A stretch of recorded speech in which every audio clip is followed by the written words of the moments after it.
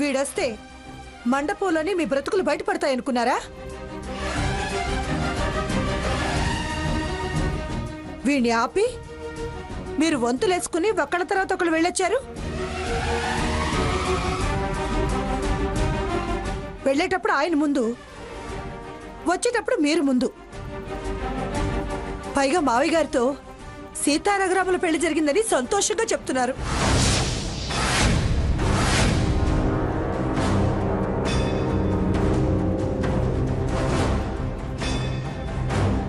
ఆ క్షణమే నా మనసు నా కొడుకు గురించి ఆలోచించింది. మీరు నటించి వాళ్ళ ద్వేషాన్ని పెంచారు. వాడు ఆ కోపంతో ఏం చేస్తాడో అని భయపడి చచ్చాను.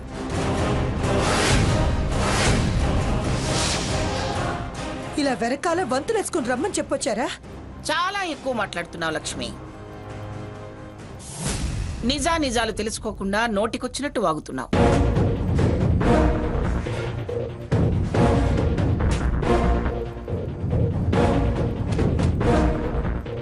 దాని పెళ్లే జరగనివ్వనన్న దాన్ని వీడితో అని తెలిస్తే, వీడు ఫలానా అని తెలిస్తే ఎందుకెళతాను, ఎలా జరగనిస్తాను?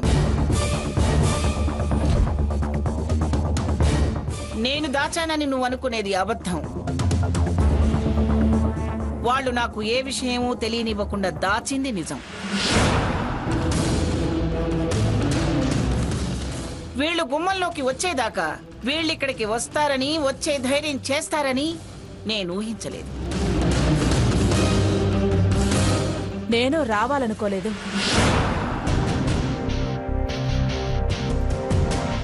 కానీ వచ్చేలా చేసింది మీ హెచ్చరికలే.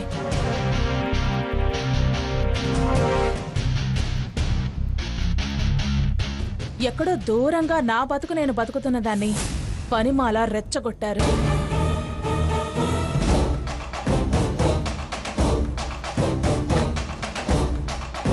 నాలా సీత బతుకుతో ఆడుకోవాలనుకున్నారు. నేను నా కొడుకు ఈ అమాయకురాలని మీ నుంచి రక్షించాలనుకున్నా.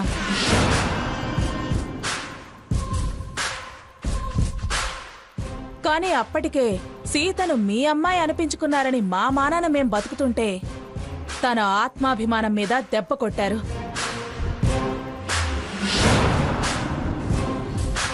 గుణహత్య చేశారు. అంతటితోనూ ఆగలేదు. అడుగడుగున అడ్డుపడి చివరికి క్షుద్ర పూజలు చేసే మాంత్రికుళ్లాగా వేధించడం మొదలెట్టాకే ఎలాగైనా తనని ఆదుకోవాలని నిర్ణయించుకున్నాం.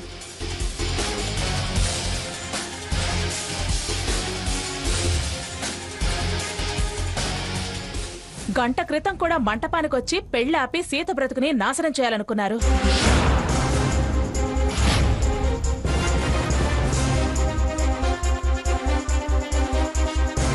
మీ ఆటకి నేను చెక్ చెప్పేసరికి పాపం తట్టుకోలేకపోయారు. అహం చంపుకోలేక పెళ్లి చేయగానే సంబరం కాదు, కాపురం ఎలా చేస్తారో చూస్తాను అని ఓ ఛాలెంజ్ విసిరారు.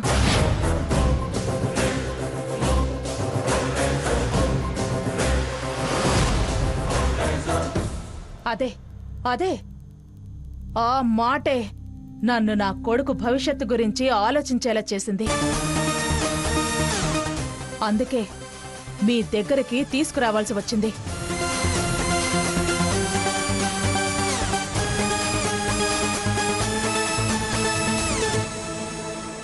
25 సంవత్సరాలు ఒంటరి పోరాటం చేసి పసిపిల్లాన్ని పెళ్లి కొడుకుని చేశాను.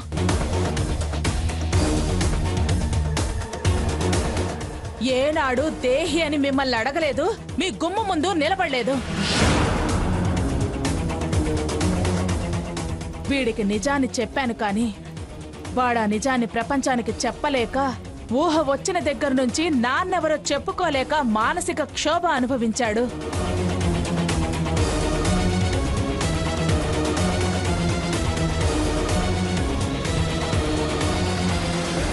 ఇప్పుడు వాడు ఓ ఇంటివాడయ్యాడు.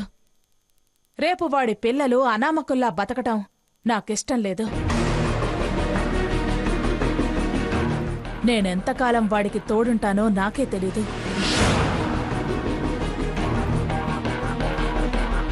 వాడి పుట్టుకకి నేనే సాక్ష్యం. ఈ సాక్ష్యం రాలిపోతే మీరెవ్వరూ నమ్మరు.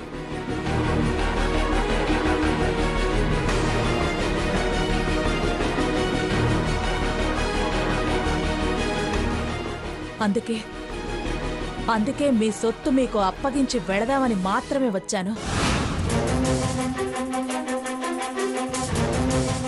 మీ మనవణ్ణి తీసుకెళ్లాను. మనవరాలితో సహా కలిపి మీ వారసత్వపు ఆస్తి పెంచి మీ చేతికిద్దామనే వచ్చాను.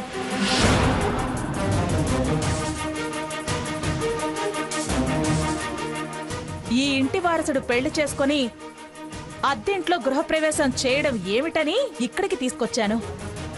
కలిసి బతకనిస్తే ఖ్యాతి, విడదీస్తే అపఖ్యాతి. ఏదైనా మీకే దక్కుతుంది. శభాష్, స్క్రీన్ ప్లే సూపర్ గా ఉంది. వీడు మీ సొత్తు అంటూ హక్కులు పొందేలా అప్పగింతలా?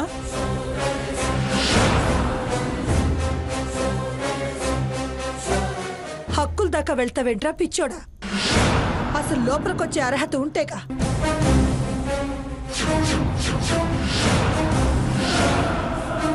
నన్ను నా వాళ్ళ నీడలు కూడా చూడనివ్వని ఈవిడ వీళ్ళనలా రాణిస్తుంది.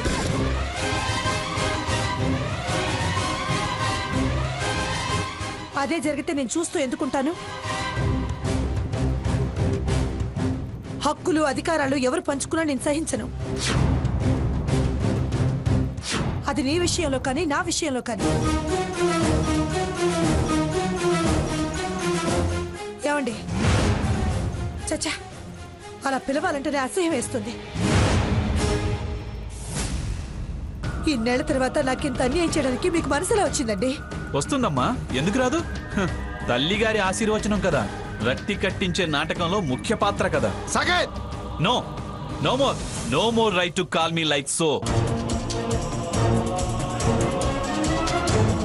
ఎవరో వస్తే నా భార్య, ఎవరినో పట్టుకొని నా కొడుకు అన్నాక నేనేమవుతానని అలా పిలుస్తున్నావు? అదిగో అప్పగించడానికి వచ్చారట. అందుకొని హక్ చేసుకుని పొంగిపో. నువ్వు మీ అమ్మ నాన్న కలిసి ముద్దాడి పండగ చేసుకోండి.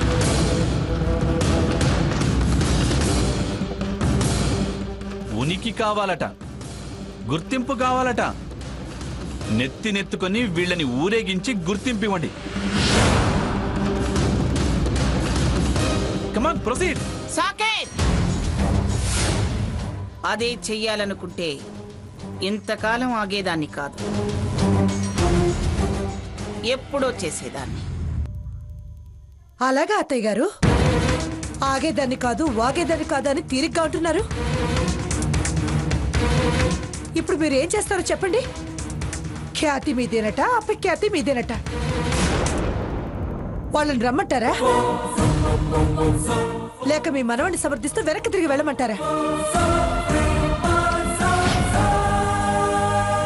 అది వెళ్ళమన్నా నేను ఊరుకోను. హక్కులు అధికారాలు ఏంటనేది తర్వాత మాట్లాడాల్సిన విషయం. పిఠాపురం వారి అబ్బాయి పెళ్లి చేసుకుని పెళ్లాన్ని వెంటబెట్టుకుని పసుపు బట్టలతో గుమ్మంలో నిలబడ్డాడు. పరాయి వాళ్ళనైనా అలా ఉన్న వాళ్ళని వెనక్కి తిరిగి వెళ్ళమనే సాంప్రదాయం కాదు మాది. వాళ్ళు లోపలికి రావాల్సిందే. ఏమండి, నువ్వు మాట్లాడకమంగా. ఇది డ్రామాకి climax. Director retired judge. Jagannatham గారిచ్చే తీర్పు సాంప్రదాయం, మర్యాద అట.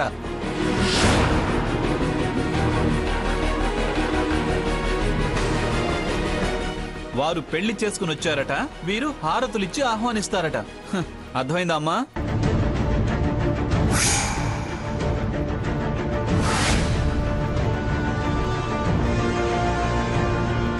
అదే మీ గౌరవ మర్యాద అనుకుంటే మాకు జరిగిన అన్యాయాన్ని ఏమనాలి?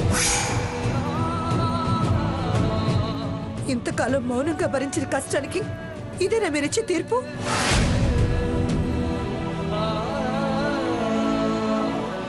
తప్పు చేసిన వాళ్ళని వదిలేసి నాకు నా కొడుక్కి శిక్ష వేస్తారా? నా గొంతు కోసి ఈ వయసులో సవత పోరు పెట్టడం మీకు సాంప్రదాయమా?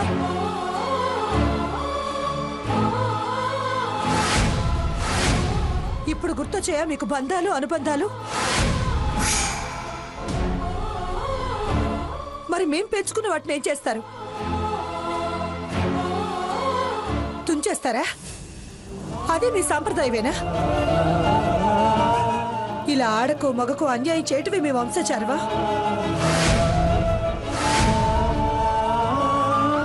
అక్కడ మనవడు కాకుండా మనవరాలుంటే మీ ఆవిడ ఏం చేసిండేది? నా కడుపున పుట్టిన బిడ్డను తను హత్య చేసి నా కొడుకు దృష్టిలో నన్ను దుర్మార్గురాలు చేయటం కూడా మీ ఆచారంలో భాగమేనా? ఏయ్, హద్దు మీరి మాట్లాడుతున్నావు.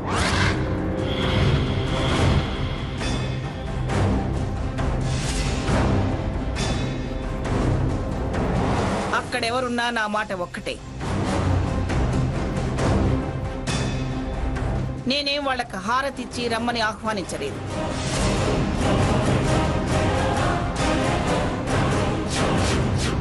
వచ్చిన వాళ్ళని గెట్ అవుట్ అనకుండా ఉంటే ఆహ్వానించినట్టే అవుతుంది. సిగ్గు లేకుండా వాళ్ళొస్తే నేనే చేయను.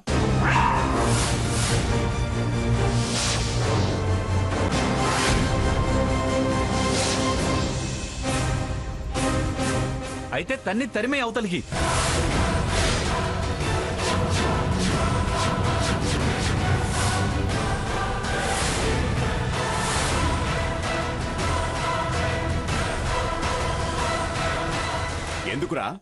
ఎందుకురా తన్ని తెరవేయాలి? వాళ్ళు ఏం తప్పు చేశారని?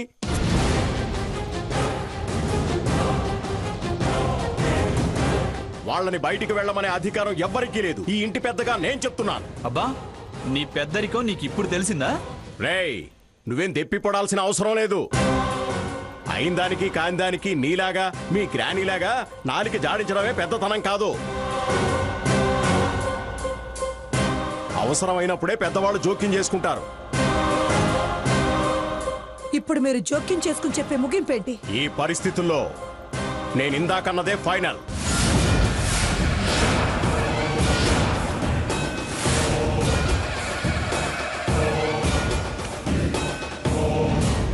వాళ్ళు లోపలికి రావడమే.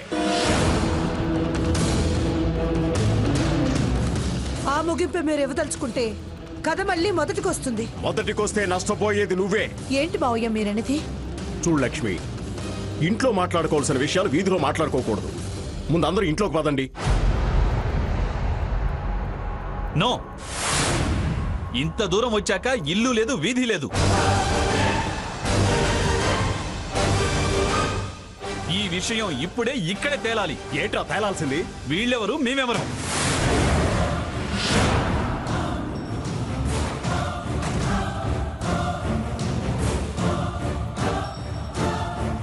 ఎవరో ఏంటో ఇంత జరిగాక ఇంకా తేలాలి తేల్చాలి అంటావేమిట్రా? ఆవిడ నీ పెద్దమ్మ, వీడు నీ అన్నయ్య. తాతయ్య. అవునరా, మీ ఇద్దరికి నేను తాతయ్యనే, ఇది నాయనమ్మే. అవును అని అంత తేలిగ్గా చెప్పేకండి మావయ్య. ఏ అధికారంతో వాళ్ళు లోపలికి వస్తారో అది తెలుసండి. ఆవిడ నీ పెద్దమ్మ, వీడు నీ అన్నయ్య. తాతయ్య. అవునరా, మీ ఇద్దరికి నేను తాతయ్యనే, ఇది నాయనమ్మే. అవును అని అంత తేలిగ్గా చెప్పేకండి మావయ్య. ఏ అధికారంతో వాళ్ళు లోపలికి వస్తారో అది తెలుసండి. చూడమ్మా, నాకు తెలిసి వాళ్ళు ఏ అధికారాలు కోరి రాలేదనిపిస్తోంది.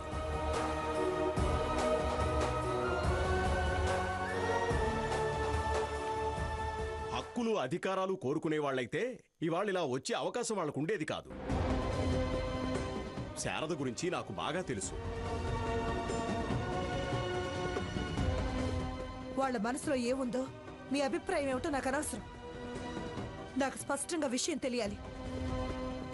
మీరు మిమ్మల్ని అందరినీ కాదని వెళ్ళిన ఆవిడ అర్థం చేస్తున్నారు, కానీ నన్ను అర్థం చేసుకోలేకపోతున్నారా? నాకు సరైన సమాధానం చెప్పి సరే అనిపించండి. చూడమ్మా, నువ్వంత ఖచ్చితంగా అడిగితే నేను నీకో విషయం అంతే ఖచ్చితంగా చెప్పాల్సి వస్తుంది. ఏంటి మీరంత ఖచ్చితంగా చెప్పే విషయం? చట్ట ప్రకారం వాళ్ళు విడాకులు తీసుకోలేదు.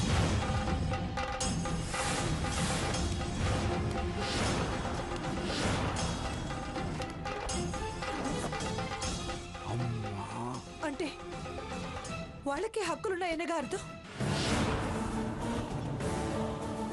హక్కుంటే అధికారం ఉన్నట్టేగా లెక్క. అలాంటప్పుడు మేమేమైపోవాలి? ఎవరు ఏమైపోరు, ముందు లోపలికి రండి. మీరేం అవరు అయిపోరు.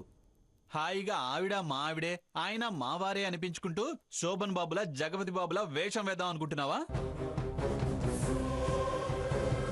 ముందు అమ్మ ప్రశ్నకి సమాధానం వచ్చాకే మేము లోపలికి వచ్చేది.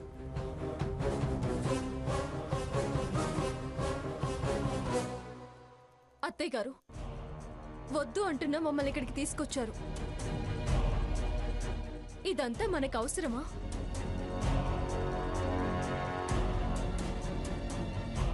మనం వెళ్ళిపోదాం పదండి. వాళ్ళు తేల్చుకునే విషయం వాళ్ళు తేల్చుకుంటున్నారు. నువ్వు తొందరపడకు సీత. తేల్చుకున్నా తేల్చుకోకపోయినా మనకు అనవసరం. నేను ఇక్కడ నిలబడలేకపోతున్నాను. జీవితంలో ముందు ముందు నిలదొక్కుని నిలబడాలంటే ఇప్పుడు ఓపిగ్గా నిలబడక తప్పదు.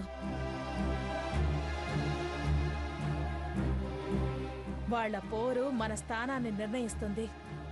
మనం ఎవరో ఏంటో రేపు సమాజానికి తెలుస్తుంది.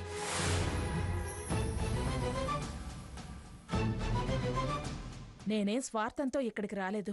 వదులుకున్న స్థానం కోరి అస్సలు రాలేదు. నా కోసం కాసేపు ఓపిక పట్టు. ఏంటి, ఏం సమాధానం చెప్పకుండా అలా నిలబడ్డావు? మళ్ళీ ఏం మాయ మాటలు చెప్పాలా అని ఆలోచిస్తున్నావా? మాయ మాటలు చెప్పాల్సిన కర్మ నాకేం పట్టలేదురా. మీ అందరి ప్రశ్నలకి నేనే సమాధానం చెప్తాను. అరుపులు కేకలు ఆపి ముందు లోపలికి పదండి. తిన్న ధరకు కరవటం లేదండి. సమాధానం చెప్పకుండా అలా నిలబడ్డావు? మళ్ళీ ఏం మాయ మాటలు చెప్పాలా అని ఆలోచిస్తున్నావా? మాయ మాటలు చెప్పాల్సిన కర్మ నాకేం పట్టలేదురా. మీ అందరి ప్రశ్నలకి నేనే సమాధానం చెప్తాను. అరుపులు కేకలు ఆపి ముందు లోపలికి పదండి. తిన్న ధరకు కరవటం లేదండి. కడుపు మండి అరుస్తున్నాను. నా ప్రతిగంటని అడుగుతున్నాను.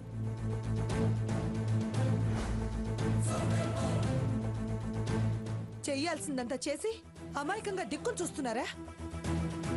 మమ్మల్ని దిక్కులేని వాళ్ళు చేయటానికేగా ఇదంతా? నిజంగా మీరు నన్ను పెళ్ళంలా చూసారా? మనం చేసిన సంసారమేనా? ఇంత భయంకరమైన నిజాన్ని దాచారంటే మీకు అసలు మనస్సు మనస్సాక్షి ఉన్నాయా?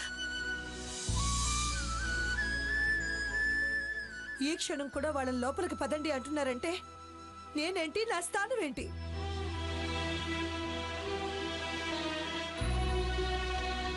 ఆయన గారేమో విడాకులు కాలేదు అని చట్టం గురించి చెప్తారు. మీరేమో మనుతుల పావుల వెరు చూపులు చూస్తారు. ఇప్పుడు నేను కట్టుకున్నదాన్నా లేక లక్ష్మి,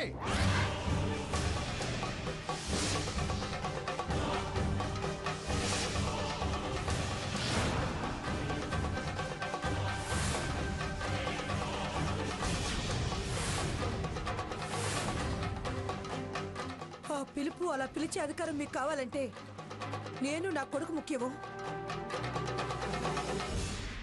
ఆవిడ కొడుకు ముఖ్యమో తేల్చి చెప్పండి.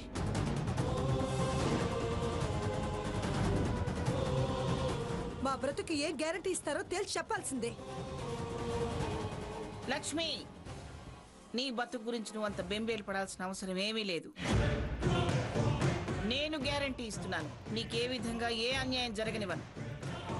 ఈ వీధి భాగవతం ఇక చాలు, పద లోపలికి. నేను మీ మాటలు ఇంకా నమ్మదలుచుకోలేదు. 25 సంవత్సరాల తర్వాత ఘోరంగా మోసపోయాను. మళ్ళీ మోసపోదలుచుకోలేదు. అమ్మా లక్ష్మి, 25 సంవత్సరాలు అని నువ్వే అంటున్నావు కదా. ఓ 24 గంటలు ఓపిక పట్టమని నేను వేడుకుంటున్నాను. అమ్మ స్వర్ణ, హారతిచ్చి సీత వాళ్ళని లోపలికి తీసుకెళ్ళమ్మా. వీడు ఈ గడప దాటితే నేను ఇంట్లో ఉండను.